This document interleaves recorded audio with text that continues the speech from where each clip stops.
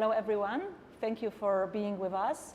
Today in the Café Artistique run by the Berlin Business School of Innovation, Faculty of the Creative Industry, I'm Monika Klein. I have a huge privilege to speak with Lene König. She is the owner of the fashion company here in Berlin, and today we will talk about this female approach, woman approach to running the business in the creative industry. So you need to compare the talent with the business, and we will talk about that, if it's difficult or not, and what kind of challenges and of course nice things happen to you during your career. So Lene, how are you today? I'm very fine, a bit late, so I'm sorry. That's how it is when you're a female entrepreneur. You get used to the fact. No, I'm very fine, and I'm very thankful to talk to you, and I'm happy to be here. So my first question is about from where you took an idea to start the business in the fashion industry. I don't have a fashion education as such, so I didn't study fashion design or had some sewing lessons, but I used to sew since I'm 12 years old. So with my sewing machine, I just loved it. Did my clothes as a teenager, that's what most people did. And I'm trained as a journalist, so I studied communication, politics, and new German literature in Munich, and became a journalist, an online journalist, which actually kind of was my dream job, but it was breaking news, and breaking news means that when there is a new pope getting elected or something, that you kind of sleep under your desk. You know, it's like you're there all the time, but at one point I wanted to have a family, so it didn't match with the breaking news and having a family, and then the sewing was there, and my son is 21 years old, and 21 years ago you had shirts for boys, they were dark blue with a tractor on it. I just couldn't put that on my baby boy. I just couldn't. It's like, I was like, no, he's not gonna wear a dark blue shirt with a tractor on it, or an orange teddy bear. So, and that's why I started to sew him hoodies, kind of a bit more fancy, with a hood, and then friends asked me if I also could do hoodies for their kids, and I did. But then when the friends of the friends asked me if I could do hoodies for them, I said, maybe I'll write a business plan. About doing these hoodies, which were kind of not dark blue with a tractor on. No, this is this is very usual that the need, you just cause that you are starting your business, and the idea is coming from that. So during this 21 years right now, what kind of challenges you faced as a woman in the fashion industry?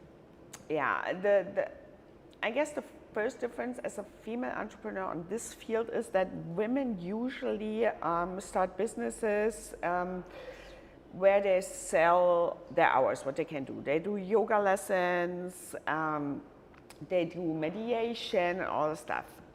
Being in a production industry, which is completely different, because you create a product, and how much you sell the product, you can sell it 10 times, 10,000 times, 100,000 times, 1 million times, is a totally different business case than running your yoga studio, because actually I'm not selling the hours I'm working. I'm selling the product that I have, and I can expand it in a very different way, because if I sell yoga hours, it's this hour I have, and if I do 8 hours, it's limited. I only can do 8 hours at yoga, but with a product, you can, there's another horizon, and I didn't know that before, but I figured it out, that this is actually what women do very little. This is a male thing, to develop a product and sell it. Kind of with this different markets, you can expand it all over the world. I wasn't aware of that, but and that's why I ended up in the male's business all over. All fabric producers are male. All zipper producers are male. All owners of textile productions are male. You get the credit as a woman to design, because you maybe have the feeling for that, a better feeling for colors, But if you step out of that and want to sell your product, you are surrounded in the male world. From the bank to every supplier. I hardly met women in my business, really, apart from the design part. So you were mentioning to me, like we talked before, of course, about the subject. So you were going to the textile fair trades. Yeah. And you, as you said, there are only men. They're only men. They're only men, and they're expecting you to behave in the woman way. But you didn't. I didn't. behaved differently. And I could really feel that. It's like, for instance, there's a big fabric fair in Munich. It happens twice a year. They sell autumn, winter, spring, summer, and that's where you choose like a year before, because we start a year before with all the creative process. And you go there, watch the new colors, and decide which fabric you want, corduroy or cotton, and usually then the fabric producer has a stand, and you go in there, and then you look at the fabrics, like in the size to catch the colors, and then you start the negotiations. And how much is it? And they say €5.50 per meter, and say, no, this is too expensive for me. And then they look funny at you. Yeah, really, is it? And I was like, yeah, it is. And so yeah, what do you want to pay? And it's like €2.50. And there's like staring at me. It's like, oh, then I have to call my boss. And then I got up, looked them in the eye, and said, okay, call your boss, and left the stand. And then they came running after me. So you get them back. you Because deal, I figured out, it's like, they say, yeah, sure, okay, then I have to pay the €5. No, I don't. It's like, because I have my calculation, they can follow it or cannot follow it. It's like this, it's not on the same niveau that I found. So they always tried kind of to belittle me or try to make business out of me because I'm a woman. Mm-hmm. You also, like we were also talking about, like this different style of running the company when you are a woman. You were thinking about a lot, like what is the difference between men and women running the company? And there's not so many differences, you said, but there are some that are very important. Yeah, because it's like when we talked before about what we want to discuss, I said, okay, do I really run my business different than a man?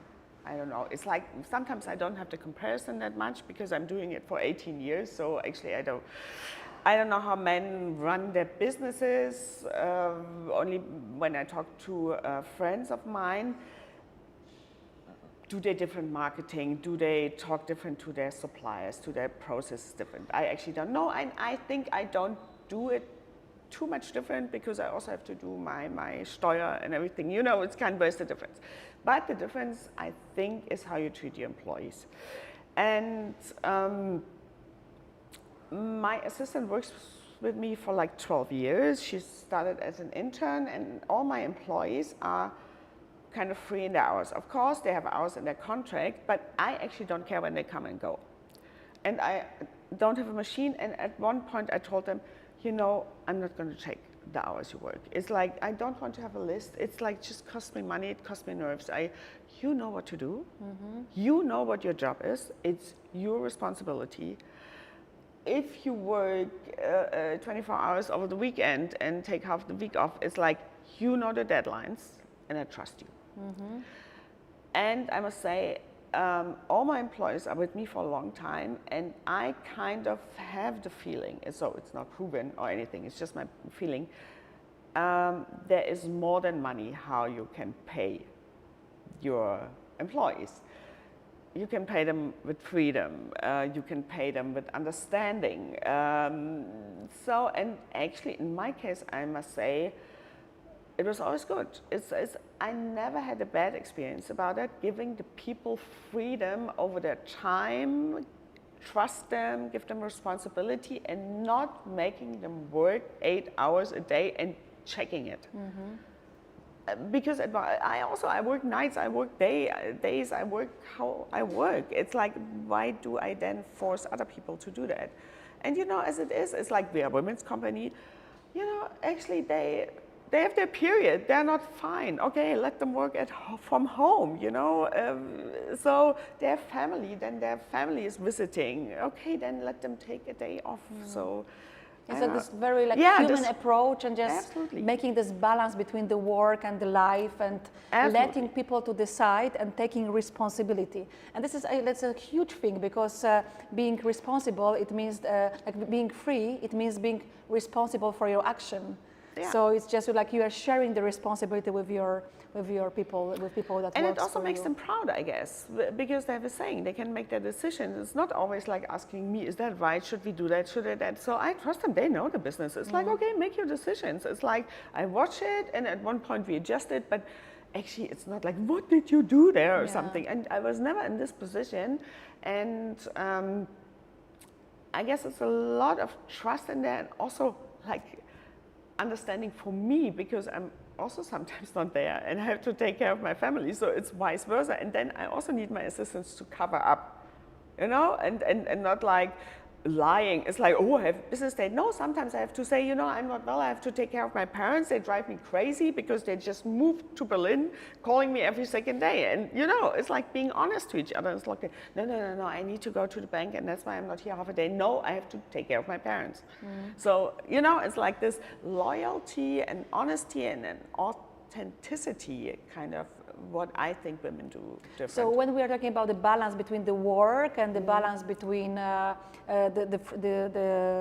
free time, you know, the family, I would like to talk a little bit about the balance in the creative industry, because you need to have a balance between the creative thinking, you know, like you are designing your clothes for children. We'll look at them in a while, and the business, you know, like, so where is this balance and compromise between those two? Do you need to take some compromises, or you can be creative and then you have this idea and you can do whatever you want?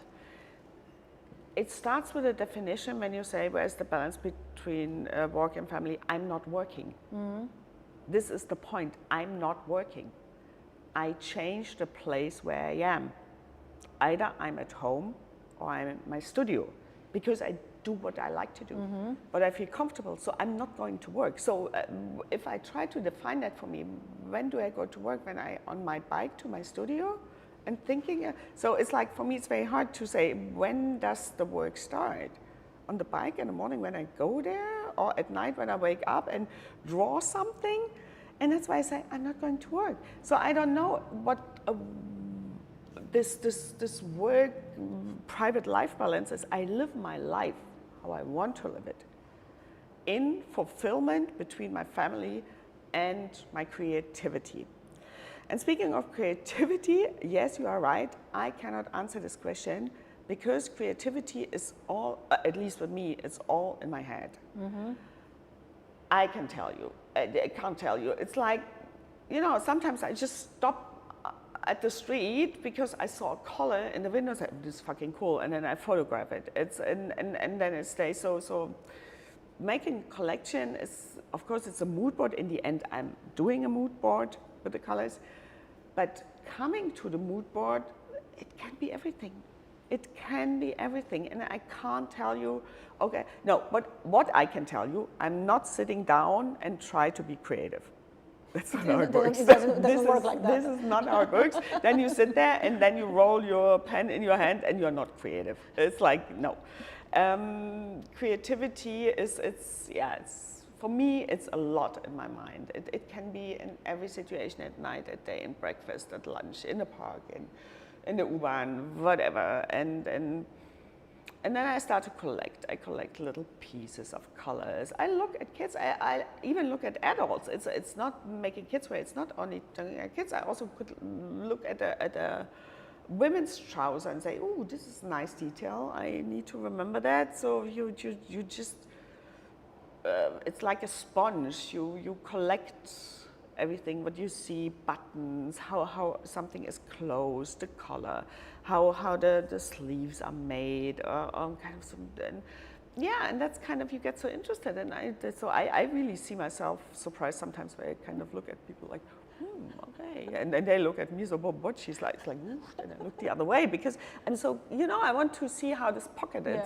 How did they put it inside or outside, and where did they say, So then you have this creative idea, and then of course you need to make life, So just you need to like that it's not some always everything works, Because no, absolutely not. imagination is limitless, and then Yeah. you have the limits with your material, like with the technology, with the production, with things like Yeah. that. But like coming back to the first things you said, like you said that you can scale your products because you are producing the items, the products, and then you can scale it and sell it. Yeah. So what channels of distribution you are using when we are talking about the business model? I'm selling the very old-fashioned way over fairs to other stores, and there are about 80 stores in Germany, Switzerland, and Austria. And you have to imagine these are little kid stores in neighborhoods, and they come to the fashion fair where I show my products like half a year before because I have to produce them afterwards. So it's called the foreorder. So actually, half of my collection I produce by pre-order. Because the stores come there, they see my collection, and they don't have to buy the whole collection. They pick out what they think their customers will like. And then they order the amount. I have a minimum amount because I have to produce the fabric. And this is actually the main part of distribution because it's very solid. And this is kind of, I have stores that buy my clothes for 15 years. I saw them once on a fair, and since then they order it online. And this is the difference. Also, you get the money straight away. Not before you produce, but you have to pre-order. Then they order for 1,500 euros. You produce it, you send it to them in September for the autumn winter, and you get the money. And they have to sell it up until January, March. So, of course, it's half price, like it is, like in the sales, but it's secure. You don't have like the storage full and hope to sell it like over. That's what we do in the online shop and over Amazon. So I think the challenge is to put it on different levels, your wholesales, not just, oh, I sell it all online. Yeah, then you have the storage full. First of all, you have to spend all the money for the fabric, for the zippers, for the production. Then you have it in the storage, and then you sell it. But with a pre-order, you know that you get the money back that you invested because they order in March. You produce the fabrics in April, May, you send it to production in June, and you deliver end of August. So you know within these months, of course, you have to have money, but then they pay. So I have a question because now you are like trained journalist. You are creative by born, so you have this creative minds. Where did you learn business? Did you make any courses, or the life teach you how to just deal with that? Because you're very fluent in this business language, I would say. I come from a family from entrepreneurs. So my father was an entrepreneur. My grandfather had a pharmaceutical drugstore. So we are kind of, I guess I grew up with that. And yeah, I took courses, I read a lot, because this is really naive, I think, to be creative and think, yeah, you have to learn. The thing is, there is no book out there, and if there would be a book, I'm the first one to buy it, how to be successful as an entrepreneur, because there is none, and I don't know, nobody can write that. We all make mistakes, and if there would be a book, it's like the first one, but unfortunately there is not. And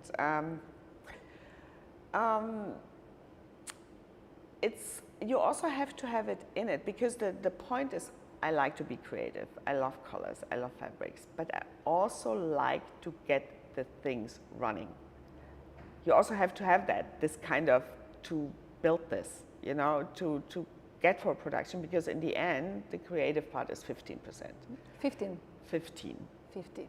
The rest is... Yeah, so this is for our creative students, that if you would like to be successful in the market, or you need to have this business background, or you need to cooperate with the people who will back you up in this sense. Absolutely. You need to find people who help you, because you cannot do everything by yourself, also with the numbers. But you have to have an overview. It's like when I saw people fail, it was mostly, it's nothing wrong to hand things out from your business. But you at least have to understand what they are doing.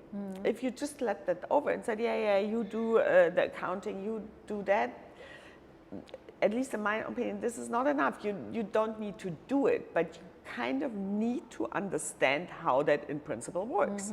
And if you don't, then you have to research and teach that to yourself. It's like, because in the end, what I figured out as an entrepreneur is not doing everything by yourself, but you need to know everything in a way that you kind of understand it, even though you don't need, know it into a detail, because otherwise you lose your business. And even sometimes it's very boring, you know. Like, it is. I mean, sorry for all of them who are studying accounting, but it's boring, you know. Like, but Totally you boring. need to. It's like, okay, counting the very boring things. You have suppliers, you buy zippers, you buy fabric, and you do it to a certain price. Every second or third year, you have to have a price research. You have to research what the cotton costs, if it's less or if it's more, if you just trust on that. Every 2 or 3 years, you have to look at all your mobile contracts, at all your credit cards, to see if you can get a better deal with a company or something. It's like saying, yeah, okay, my company, yeah, we have this, our mobiles with this company. No, you have to check it every second, third year, and this is fucking boring, but that saves you money in the end. And this is also like that the creativity is not only that, as you said, you know, like you're waiting for being creative, because then nothing happens. So it's like everyday work. Absolutely. Every day you need to do something to be successful in the market. You can be creative as you want to. If you don't sell your product on the market, you're not going to earn money. It's like, and you might be the most creative person on this planet. In the end, you have to sell a product or a painting or something, or your thoughts. It's like, so then other ways than a product to sell your creativity. But in the end, you have to sell it somehow. So you just know, like you have a quite long way, you went like quite a long way. So what kind of tips you would give to the young entrepreneur, and especially the woman entrepreneur, because this is the main subject of today's meeting? Yeah, this is always, I got this question a lot of times. It's not so easy to answer. Sorry to say that, but you have to have a financial background. Sorry. If you have €0 on your account, it's going to be difficult. It's like either you have a partner who has a job and at least can provide the rent, or you have parents who can help you financially in the beginning. Starting with 0, it's because you have to invest. You have to invest in every business idea, if it's a man or woman. And what I figured out is that it's easier for men to get this kind of money, to ask parents or friends or go to a bank. This is really a thing. This is different for women because it's still like, I guess they check your business plan twice as much as a man. You don't get microcredits because sometimes you only need 15,000 euros. Then they want to say 50,000 euros. You know, you need a little of a space for something. So get help, financial help. I also did that in the beginning. I asked all friends and family, and I paid them back after half a year when I bought my fabrics with some interest. And you know, my friends, they made it out for a hobby, like 5,000 euros. They got 5% interest, and they said, oh, these are the Christmas presents for my kids, so fine. Do you need more? Next year more, 5,000? So I kind of did it like in a cooperative. I asked so I got like the money for the pre-investment to 5,000, 3,000, 2,000, like a cooperative together, until I managed to, you know, I was at one point where people took me serious. So it's like this definition of 3F: family, friends, and fools. Absolutely. That will help you to start to run your business. I guess any other thing, it's an illusion, really. It's like, okay, I'm happy for everyone who managed without, but I know a lot of female entrepreneurs. It's like if you're in a family, if you have kids, if you're married, have one income. One stable income, please, because you never know how your business goes. There are bad times, there are good times. So one stable income will help. Get rid of your fears. It's like being fearful. Also, Sometimes it's like, no, and I think it's like you have to, if you worry all the time, what is going to be with my business? Can I pay my rent? Will I pay the production? You're not able to work. It's like you have like this kind of, it's gonna work out, you know, so let's go. Otherwise, it's like you are struggled in this, oh my God, and if not, and so I guess so, yeah, positivity, yeah, being strong, and the thing is like really knowing what you're doing, what you're fighting for. And I guess it's like, so my heart is in that. And that's why in the end people believed me, because I said, yeah, you know, I did this and I thought about that and I don't know if it works. I was like, this is fucking awesome. You know, this is fucking awesome. So, and that's, you know, kind of this, you know, look at this, you know. I have a question about this, you know, how you deal, because you're a very responsible person and you are in the fashion industry. And the fashion industry is the biggest producer of the, you know, trash and the junk in the world. I know. So how you just, business. but you have also some kind of recipe for your company, how you are dealing with that.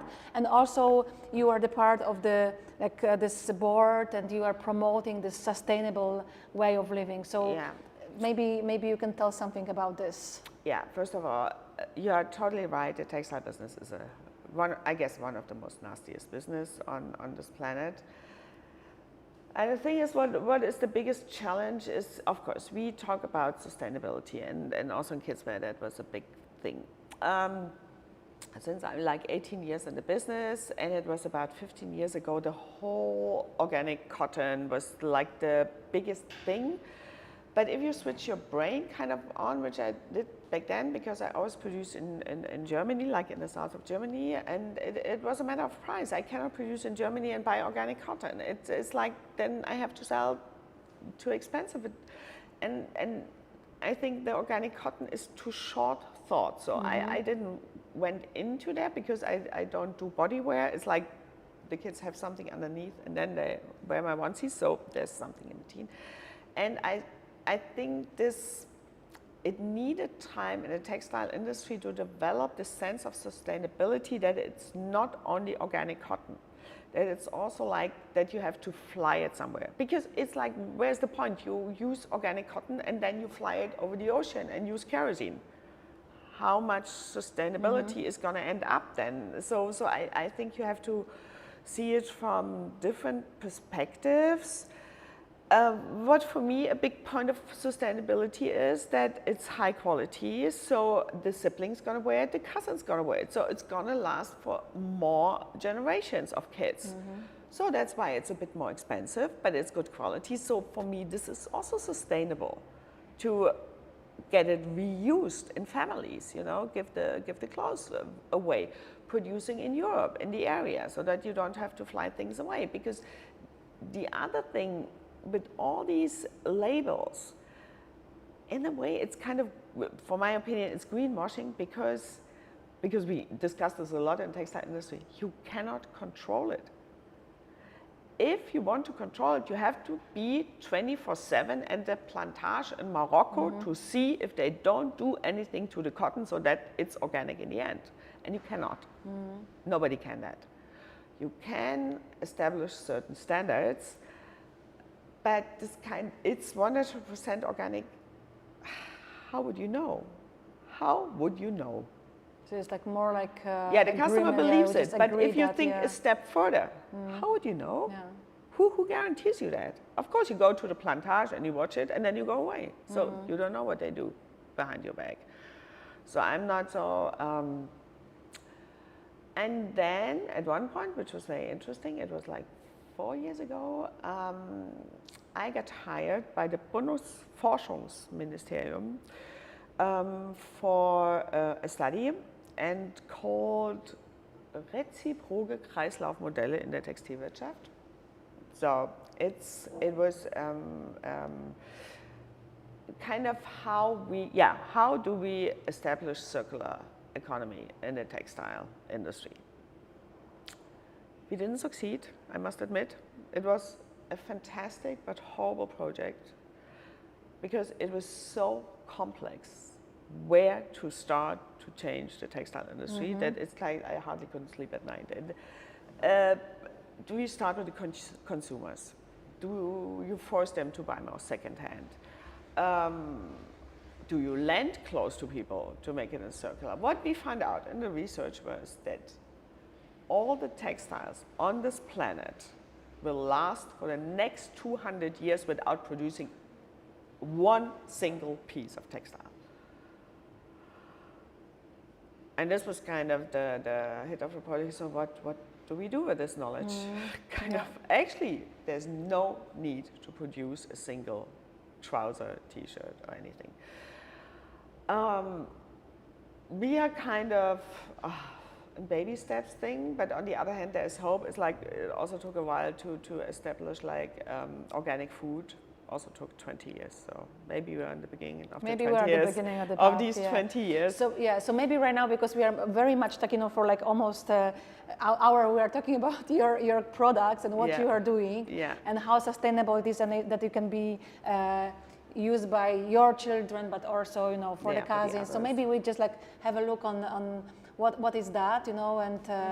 I think it's very unique, like when I met Lene and I saw these items for the first time, and then I saw kids running in the park, I knew that they are running in her clothes, and it's quite special. And this is kind of, that's where you really, no money can buy you that. If you see a kid on the playground, which you don't know, wearing your clothes. So, it's practical. It's like, of course, I've got 2 kids and Monika got 1 kid, so she knows. They always move when you try to dress them. Kids are not sitting still at all and said, okay, now I dress you. No, they want to play, they want to eat, they want something. So that's why the onesie, you can open it up until here, and then you put one leg in here, one leg, put it on the ground and put the zipper up, very fast. So this is this... so little buttons and just sit still, and I close these buttons. It's like in this fucking onesie, and then you... we have lots of bad words today. This is this kind of business, So, and also you cannot feel, but the material is very warm, and just like the quality is very high. So if someone from the audience would like to maybe not try, but try, then we developed this wool in Italy, also with a little family company that we worked together for 8 years. So we kind of we tested a lot with the colors, also with the fabrics, and they also had a lot of fun because wool is kind of temperature self-regulating. So it's kind of, kids actually don't get too hot like within polyester or something, because that's why people wear wool, like since you can think of it, because it has it's also a bit water repellent. You know that by yourself. If you have a wool jacket, of course it's not water resistant, but you can see that it's water repellent. And it's temperature regulated. That's why we decided on the fabric. And then with the kids, you have these little details like this. Imagine if you put it up and it ends in here with the kid. You don't want that, so that's why we cover it. So it never can happen, because when you put the zipper up here, it will stop. It will not hurt the kid. I would say very smart solution. Here, you just turn it around when the feet are cold. And you can do the same with the sleeves. Just put it around. When they're sleeping in their pram, it's like when they want to play in the playground, you open it. When they're sleeping in the pram and you touch their hands and say, oh, they're cold, you just turn this around. Wool is, it's different. Some people like it, some not.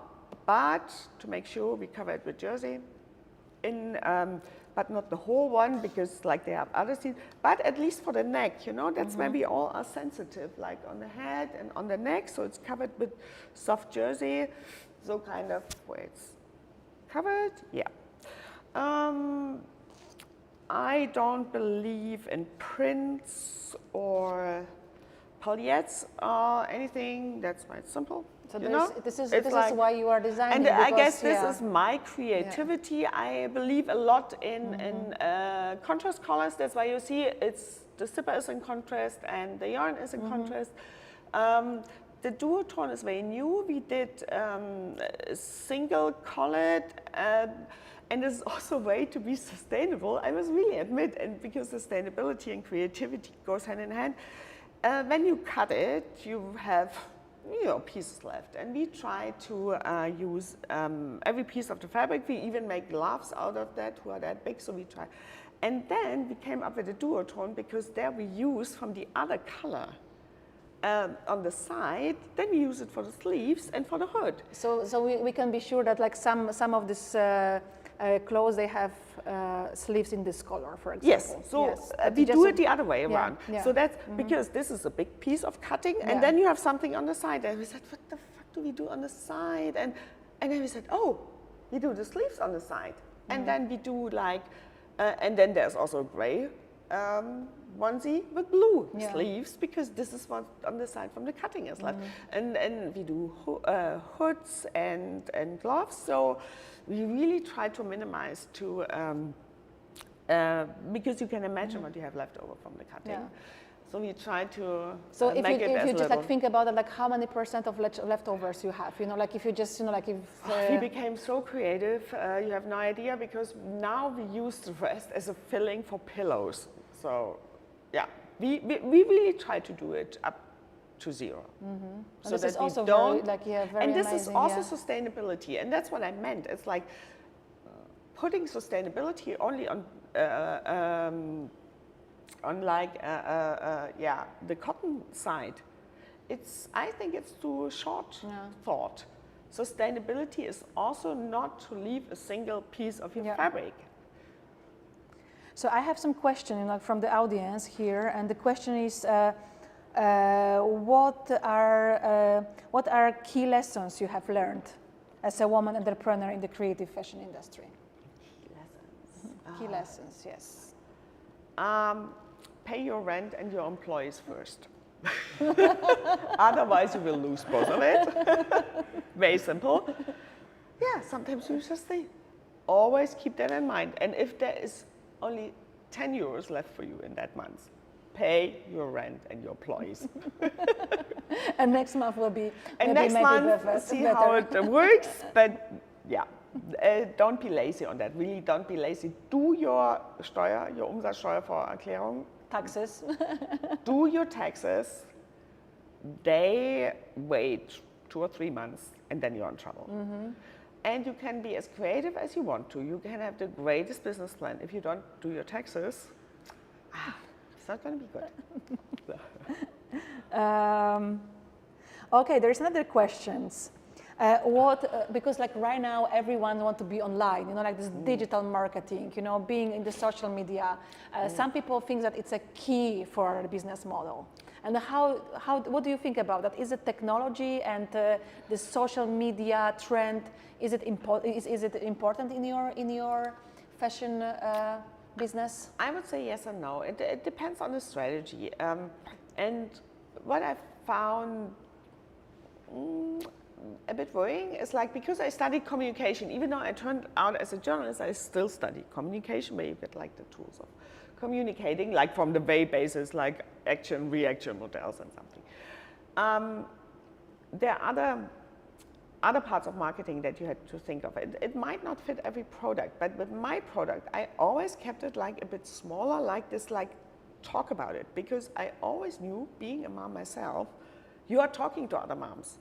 You're on the playground, and this is also a marketing strategy, that that the people find you and you don't kind of put it in front of their feed, whatever you have. It's like I followed for a long time this treasure hunt strategy. You know, it's kind of let the girls talk on the playground. Let them see the trousers, you know. So what dress is that? It's like we always want to have a topic to talk to each other when we meet each other, when we don't know each other. Then we said, oh, how are you? Yeah, okay. But then you can say, oh, your kid is wearing a nice trouser. So where did you find that? So this is also communication. This is also marketing. I guess it depends on the strategy. And what I only can advise is think about your marketing strategy and then decide how you use the media for that, because it might not fit everywhere. So this is like the not starting point, but the ending point. The ending point. Yeah. It's like, and then you adjust and decide when you kind of figured out where you want to place yourself on the market. Do you have some questions? The audience here. Okay, we have questions. We have Flavio. who would like to ask the question? Good afternoon.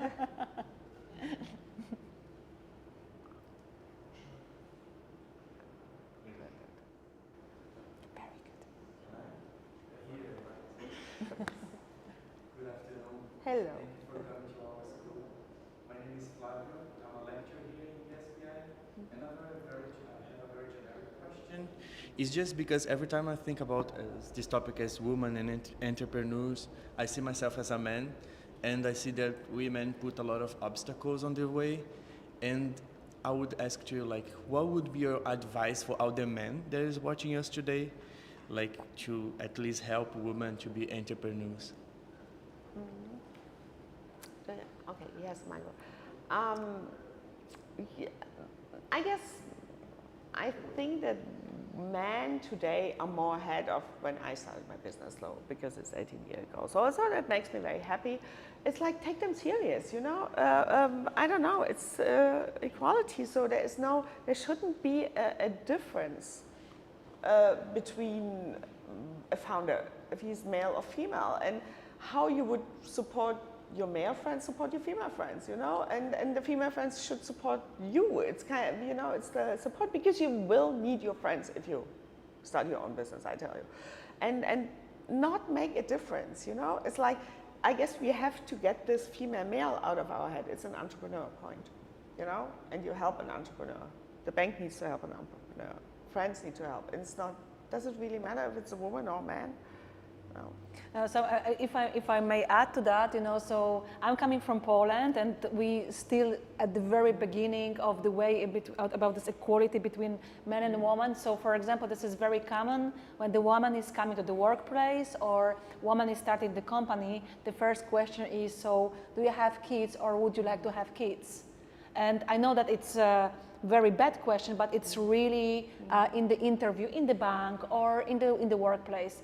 I never met any man who said that during the interview, in the bank, or for the job, had this kind of questions. Do you have kids, or would you like to have kids? If yes, then, oh, you know, like, great, you know. Yeah.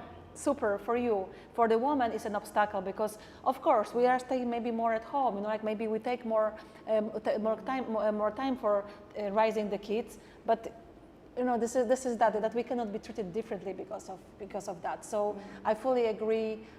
Let's treat each ourselves in the way that we need to be treated. And also, it's like, I believe in this, that fathers take off time for raising the kids, so that we reach much more equality, so that it's not only on the woman that she is half a year at home, that men also be half, so that also the whole male industry needs to adjust to the point that the men are maybe half a year out of work because taking care of kids, you know, so yeah. Okay, we have another question. Yeah, hello, my name is Saina, and it's a pleasure to have you here today, Lena. I've got a question about your career path. So you had studied politics and communication in university, and then you became a journalist, and right now you're doing designing for your products, and you're a CEO. Yeah. How did you manage this change? How was the process, and what kind of challenges you faced, really, and how did you manage to overcome all of this? I would like to hear that about. Actually, it wasn't that much of a challenge. It was a choice, because I could have worked as a journalist further on. It was a decision for myself and my family that the minute I knew, and when I met my husband, so I'm married for 22 years, and we decided on having a family, I knew that it would not be possible to be a journalist in breaking news. I could do boulevard or, I don't know, cosmetics or something. Breaking news is tough, but that's what I wanted to do. Breaking news, it's like you're on spot. Every war, every kind of, you know, if there is an Erdbeben or something, you know, you're still there. It's not manageable with kids. I still don't think up until today or at least it's going to be very hard, you know, because then you have hours you can't imagine how you have to work. So it was actually not a challenge, it was a choice. And the choice was from having a well-paid job as an employee to start your own business and the choice was also in that way because my husband had also a good job and worked a lot of hours. If you have your business and if it's smaller, and it doesn't depend if it's a man or a woman, your time is flexible. So it was a family construct.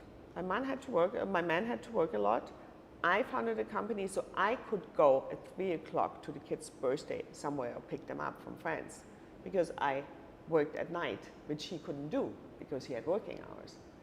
So for us, it was more like a family construct. So as an entrepreneur, I could switch my time during the day around the kids more than he could. And it actually worked pretty well for us in this way. And the switch of being employed to being an entrepreneur is like, yeah, learning like hell. It's like reading, asking, going to seminars. It's, going into Texas numbers, whatever. But if you see that positive, if you say, yeah, oh, I'm gonna run my company. It's kind of, the angle is like, oh no, I have to run a company. So I guess, no, the other way, yeah, I do it. Because you get a lot of freedom from that. In your mind, in your day, in your work. It's like, you don't have a boss. Thank you so much. Okay. We have another question, like the last question we can take. Oh, okay, so we have the last questions. Sorry. Perfect. So thank you so much for being here. I'm Mo. I'm a student/staff here at BSBI, and I do the marketing side of things. I just had a quick question because at BSBI, especially in my class, we have a lot of students, specifically female students, that are interested in opening up and starting their own business. Mm-hmm. So I just wanted to see what advice would you give these female students that are willing to start a career and open a business? Thank you. For starting their business or having the idea, or which idea could work, or just general, write a business plan with every detail. Look at your competitors. That's what most people miss. It's they have an idea, very nice your idea, but who else has this idea or half of the idea? Make an analysis of your competitors and really write a business plan by the book, kind of. What is your market? How much % of your market do you want to have? Who are your competitors? Are there 10? Are there 20? Are there 200? Where are they strong? Where are they weak? How do you plan to pay your rent 6 months in advance? How are you going to manage that? Because you're not going to be successful from day one. It's like, even though if you do it with a computer and have a little space, how do you do that for 6 months? What do you want to achieve short term, middle term, long term? What are your goals? Where do you want to go? There's a lot from the state, from the Wirtschaftsministerium, there's software, there's something you can download. They really follow that bit by bit, and that's what I can advise, because that makes you think about your idea. And then you may think, oh my God, like 2,000 people do the same like I do. Maybe this is not the, even though it may has a little spin, but maybe the spin is not enough to be successful. And I guess this writing a business plan, it's, of course it's for other people, it's for a bank, but it's also for yourself as a self-reflection. Write a business plan. Okay, so we're taking the last question from Anna.